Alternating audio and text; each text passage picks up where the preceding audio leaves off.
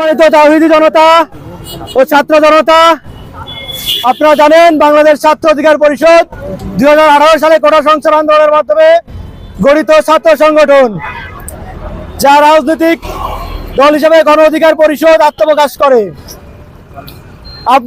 আমরা 5 তারিখের পর থেকে দেখেছি সারা বাংলাদেশে আওয়ামী লীগ সন্ত্রাসী বাহিনী এখনো তাদের রাজত্ব কায়েম করে যাচ্ছে।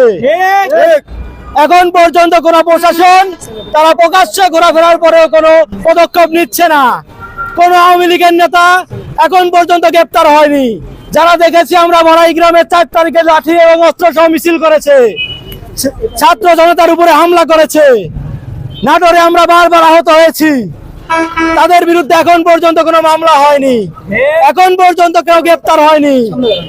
আমরা ছাত্র অধিকার পরিষদ আওয়ামী লীগের নিষিদ্ধের দাবিতে বিক্ষোভ মিছিল করেছি।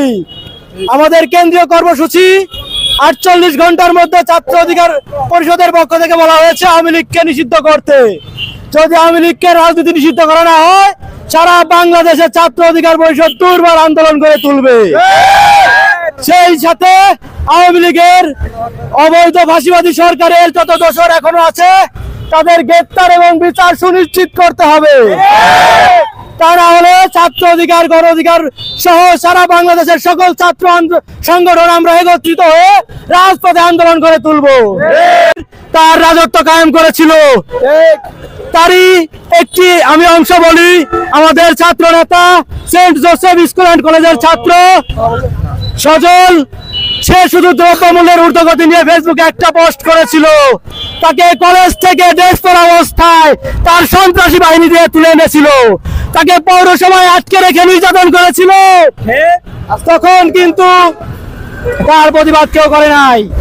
তাকে 24 ঘন্টা আটকে রাখার পরে মিথ্যা ডিজিটাল নিরাপত্তা আইনের মামলায় 6 দিন কারাবাসে নির্যাতন করা হয়েছিল। তাকে 6 দিন জেল কাটতে হয়েছিল কলেজ ড্রেস পরা অবস্থায়। আজ সেই জাকির পলাতক, তিনি এখনো ঘুরে বেড়াচ্ছেন, তার কোনো বিচার হয় নাই। আমরা চাই এই সকল আওয়ামী লীগের সন্ত্রাসী বাহিনীদের আইনের আওতায় এনে বিচার করা হোক।